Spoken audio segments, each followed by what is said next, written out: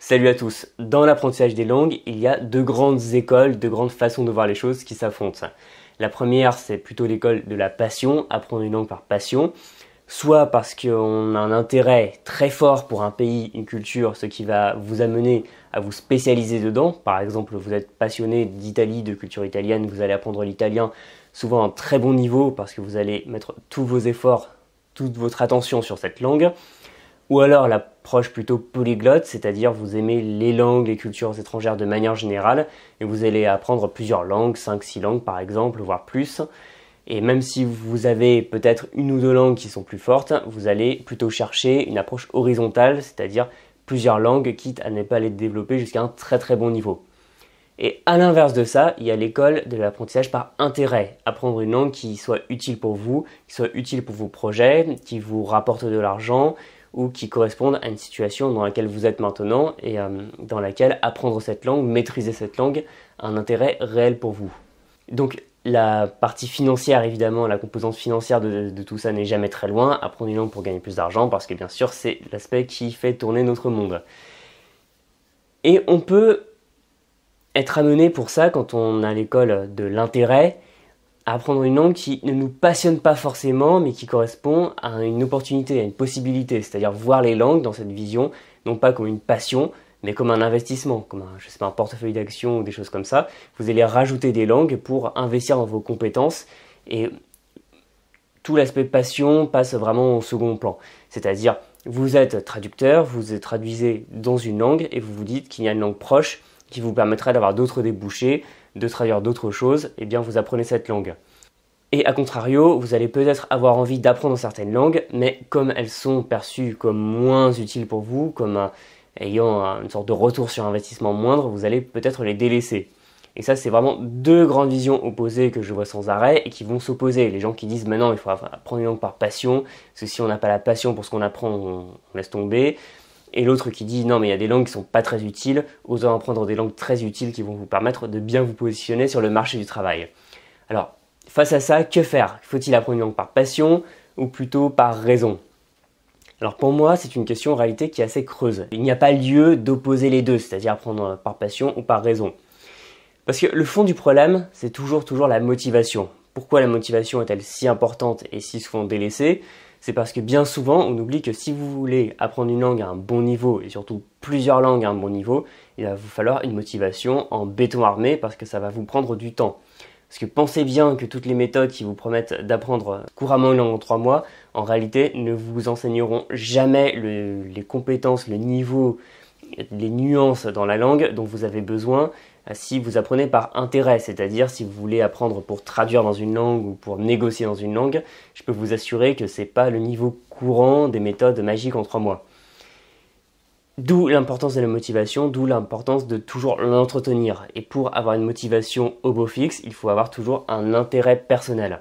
Et l'intérêt personnel peut être à la fois dans la motivation passion, c'est-à-dire vous débordez d'énergie dès que vous parlez cette langue ou vous côtoyez cette culture, ou alors quelque chose de plus profond, comme un projet personnel à long terme. On va quand même laisser ici de côté le cas de l'anglais, parce que l'anglais c'est quand même une langue que vous avez intérêt à apprendre dans tous les cas, parce qu'elle a pris une place tellement énorme dans notre quotidien, qu'on voit ça comme quelque chose de bien ou pas, que vous avez quand même tout intérêt à l'apprendre. Bon, si vous êtes jeune, si vous regardez cette vidéo alors que vous êtes étudiant, jeune salarié ou autre, et que vous parlez pas très bien anglais, je peux que vous amener, que vous inciter à pousser vos compétences dans cette langue. Si à l'inverse vous êtes retraité, que vous ne servez jamais de l'anglais dans votre vie quotidienne, que vous préférez apprendre une autre langue, pourquoi pas. Mais bon, l'anglais a une place à part, donc on va peut-être pas rentrer dans ce débat au niveau de l'anglais. Mais pour le reste, pour les autres langues, eh bien, je pense que la meilleure chose à faire est de faire simple et de vous poser là aussi une question qui est simple. Demandez-vous si vous ne maîtrisez pas cette langue, si vous n'arrivez pas à la parler ou à la comprendre, est-ce que vous allez manquer quelque chose d'important dans votre vie? Que ce soit sur le plan personnel, c'est-à-dire la frustration par exemple de ne pas arriver à comprendre une langue qui vous intéresse, de ne pas arriver à lire des livres ou autre, ou alors quelque chose de professionnel, c'est est-ce que vous allez rater quelque chose qui va profondément changer votre vie à ce niveau-là? Et la question un peu plus brute, même assez brutale, mais c'est parfois important de se poser des questions radicales pour avoir des réponses honnêtes, c'est est-ce que vous en avez quelque chose à foutre? J'aime bien poser cette question parce que quand il y a des gens qui me demandent est-ce qu'il faudrait que j'apprenne cette langue, est-ce que c'est bien que je poursuive cette langue, j'ai envie de dire ouais, enfin, est-ce que tu en as quelque chose à faire? Est-ce que ça change réellement pour toi d'apprendre cette langue? Ou à l'inverse, est-ce que tu vas manquer quelque chose, perdre quelque chose si tu ne la parles pas? Et je trouve que c'est important de recentrer le sujet parce que souvent l'opposition entre la passion et l'intérêt pragmatique montre assez vite ses limites. Pourquoi? Tout simplement parce que si on se base sur la passion, même si au début on se dit qu'on est passionné par une langue ou une culture, si on n'en retire pas des bénéfices concrets, c'est très difficile de rester motivé. C'est par exemple le cas de l'adolescent qui adore les mangas, qui après décide de faire des études de japonais et se rend compte que eh bien, le japonais c'est plein d'implications sur la culture, la vie au Japon. Et s'il n'arrive pas en fait à vraiment à parler japonais, à voir l'intérêt de pratiquer cette langue dans le pays une fois qu'il a démystifié un peu tout le vernis qu'on met toujours sur une culture quand on la connaît mal, est-ce qu'il y a un intérêt à continuer? Donc la passion change, se modifie et doit être entretenue. Et de la même manière, au niveau de l'approche pragmatique, est-ce que vous allez pouvoir passer des années à vous immerger dans une langue, à la parler, à la pratiquer, si dans le fond vous vous en moquez? Parce que quand je vois des gens qui me disent il faut que j'apprenne l'allemand parce que l'Allemagne c'est un pays riche et que je travaille avec l'Allemagne, que la culture allemande ne leur parle pas du tout, que la mentalité allemande ne leur parle pas du tout, je me dis que c'est impossible de rester motivé. Et c'est comme ça qu'on arrive à rejoindre ces deux choses qui ont l'air opposées en prenant le vrai sujet de fond, c'est-à-dire garder à tout moment un intérêt personnel profond qui va faire naître la motivation. Et une fois que vous avez de la motivation, il n'y a aucun souci parce que vous allez continuer. Et tous les aspects propres à la langue qui vont venir, qui sont essentiels mais qui vont venir dans un second temps, c'est-à-dire la prononciation, le vocabulaire, la grammaire et autres, si vous avez la motivation, vous allez avoir envie, plaisir à vous plonger dans cette langue, ça va venir. Si au contraire vous ne l'avez pas, que vous y allez à reculons, eh bien vous allez faire les choses de manière distraite, procrastiner, voire un peu laisser tomber, ne pas être sérieux, et vous ne ferez pas de progrès rapide. Parce que sinon, vous allez avoir ce syndrome, pour prendre un autre exemple, du couple bilingue, où il y en a un qui apprend la langue du conjoint, enfin conjointe, peu importe, et après il y a une séparation, et la personne se dit, bon, j'ai appris pendant quelques mois cette langue, je ne suis plus avec cette personne qui parle cette langue, pourquoi faire? Toujours un intérêt personnel qui ne doit pas venir seulement d'autres personnes, mais de vous-même.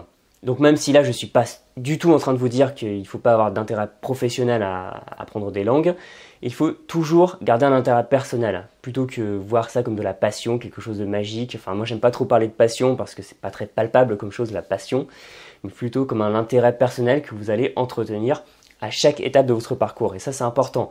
Comme notre étudiant passionné de manga, on peut être passionné par une langue, avoir un intérêt personnel pour une langue qui va être celui-ci à un moment donné, puis par la suite ça va évoluer, puis par la suite ça va évoluer parce qu'encore une fois, on évolue soi-même et le rapport à la langue change au fur et à mesure des années.